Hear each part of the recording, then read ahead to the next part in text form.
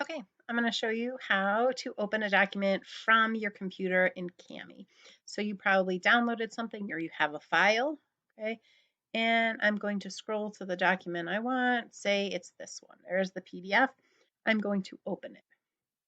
It's going to pull it open in Kami so that I will be able to edit it and type on it and highlight and underline and use all the great tools that Kami allows. Okay, now notice there's a little bit of time, so you have to be patient and let it load. So I'm going to pause here for a second as it finishes, as my internet is being a little slow at the moment.